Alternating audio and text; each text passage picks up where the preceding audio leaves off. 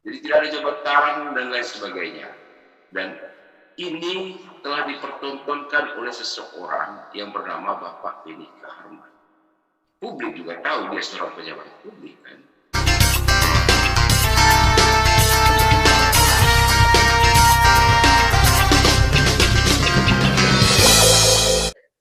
Beberapa waktu lalu terjadi hal yang kurang enak antara Pak Beni Kaharman dengan restoran Maicenggo. Ya, waktu itu sempat dilaporkan ke polisi Pak Beninya oleh pihak resto. Ya, tapi kita mendengar berita beberapa hari lalu, 2 hari atau 3 hari yang lalu, ternyata masalah tersebut sudah tidak berjalan lagi. Ya, dinyatakan stop. Ya. Ya, mungkin di sini sudah ada Pak Peter Ruman, penasihat hukum dari restoran Maicenggo waktu itu. Nah, karena Pak Peter waktu itu yang mendampingi resto ini untuk mengajukan laporan ke Polres, kalau saya tidak salah. Nah, ya mungkin bisa diceritakan Pak Peter sebagai penasihat hukum restoran Maicenggo. Baik, Nana. Selamat siang, assalamualaikum. Ya, Pertama saya klarifikasi, Waalaikumsalam. perkara ini bukan urusannya restoran Maicenggo, tetapi perkara ini berkenaan dengan para pihak ya, yang dalam hal ini salah satunya karyawan restoran Maicenggo Ya. dengan Bapak BKH, kira-kira gitu ya. Kemudian yang kedua, bahwa lokusnya memang terjadi di restoran Maicenggo. Tetapi bukan restoran Maicenggo yang buat laporan gitu ya, itu yang pertama. Kemudian yang kedua, saya ini kuasa hukum restoran Maicenggo, tetapi juga sekaligus kuasa hukum pelapor, sekarang sudah mantan kuasa hukum ya. Iya. Jadi standing saya itu ada di situ. Kemudian bahwa tentu kita sangat bergembira ya, bahwa perkara ini sudah selesai dengan proses justice restorasi ya, yang tentu didasari oleh kehendak atau keinginan kedua belah pihak, sehingga tentu tidak urgensi lagi kita bicara tentang materi ya, materi perkaranya, karena materi perkaranya sudah selesai dan para pihak sudah menyampaikan permohonan maaf satu sama lain dan berdamai. Saya kira itu mungkin yang pertama. Sampai berdamai ini, Pak Peter, itu inisiatif siapa sebenarnya awalnya? Karena sempat tegang, panas di awal tuh. Oh ya, sebenarnya tidak panas, tidak ada tegang juga. Tentu kan begini, kalau kita lihat dari sisi kualitas peristiwa pidana itu, ya, memang sebenarnya perkara-perkara seperti ini itu selalu diupayakan yang namanya justice restorasi. Apa yang hendak kamu cari dalam perkara ini sesungguhnya? Lalu Adinda, ya Carlo menyampaikan kepada saya bahwa saya ingin mencari keadilan, jadi semacam roh dari upaya saya untuk membawa perkara ini. Tentu tugas kita juga sebagai pengacara itu adalah bahwa setiap perkara-perkara yang tendensius kayak ini kita dorong melalui proses hukum yang benar dan baik ya. Saya selalu menyebutkan tidak boleh ada gerichting, ya, main hakim sendiri di tengah-tengah masyarakat. Ini semangatnya. Saya kira itu, sehingga dalam tahapan perdamaian itu, tentu inisiasi ini kan datang ya. Yang pertama itu bahwa pihak terlapor ya, menyampaikan bahwa perkara ini bagaimana kalau kita upayakan justice restorasi atau perdamaian.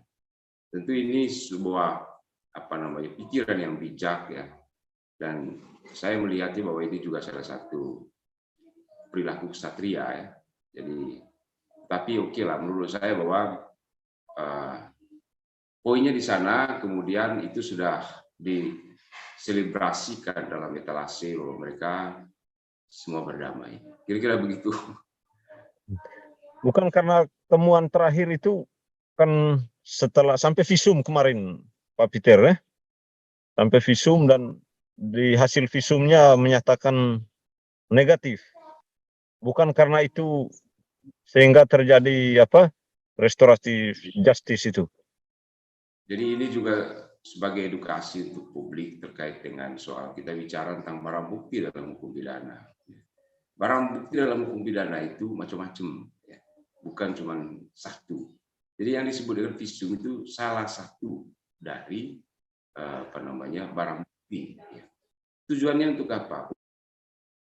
Untuk memvalidasi sebuah peristiwa pidana. Jadi kira-kira begitu gambarannya. Betul bahwa memang sejak awal itu, sejak saya menangani perkara ini, ya memang ini kan kalau konteks hukum pidana, itu perkara-perkara seperti ini masuknya di tipiring, tindak pidana ringan.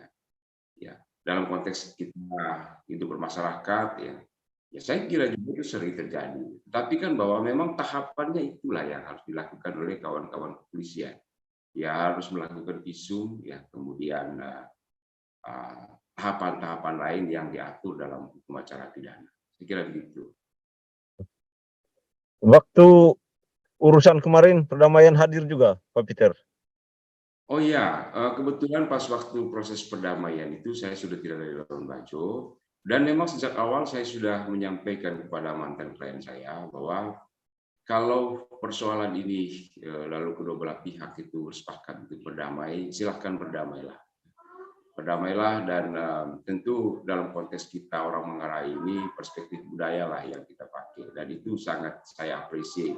Dan apresiasi saya itu ya terutama kepada yang saya hormati. Beliau ini Bapak Benny Kaharman ini guru politik saya juga sebenarnya. Ya, guru Ya, politik Pak saya. Peter ini kan di Jakarta sekarang tuh. Ya, saya di Jakarta. Dan Mungkin ketemu sangat Pak Benny juga ke sana.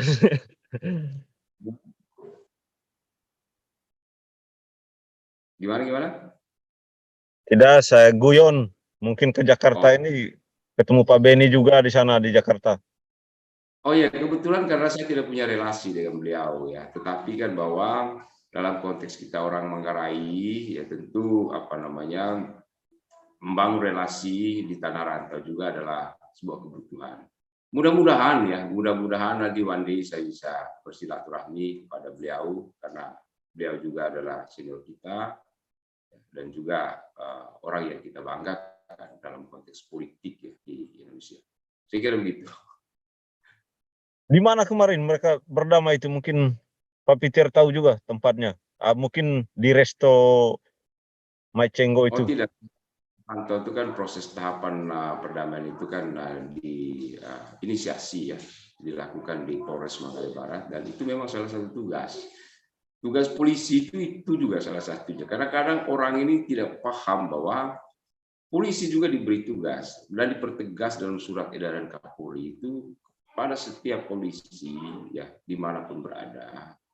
Dalam hal perkara-perkara tertentu, mereka juga adalah bagian dari upaya itu. Ya. Jadi bagaimana mereka memfasilitasi, menyiapkan sarana untuk para pihak untuk bertemu dan mencari solusi. Karena lagi-lagi ini adalah karena hukum itu ada ruangnya, tentang justice restorasi itu ada ruang itu, sehingga saya benar-benar berterima kasih pada segala upaya yang dilakukan oleh kawan-kawan kepolisian ya di Polres Manggarai Barat, sehingga para pihak ini lalu pada akhirnya mereka bersepakat untuk berdamai, saling memaafkan satu dan yang lain, dan tentu ini menjadi pelajaran bagi kita bersama. Iya, aman. Mantan klien kemarin sudah bekerja kembali di sana mungkin, Pak.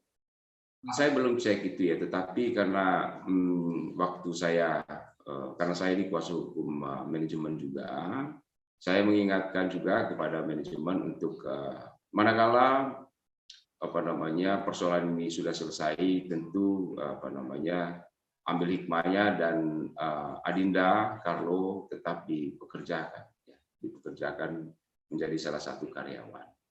Dan saya yakin bahwa dia tetap dikerjakan. Saya kira gitu. Iya, terima kasih Pak Peter, mantan penasihat Oh, hukum dari Carlo. Tadi saya saya sempat salah, bukan dari pihak restonya yang melapor, tetapi dari salah satu karyawan atas nama Carlo.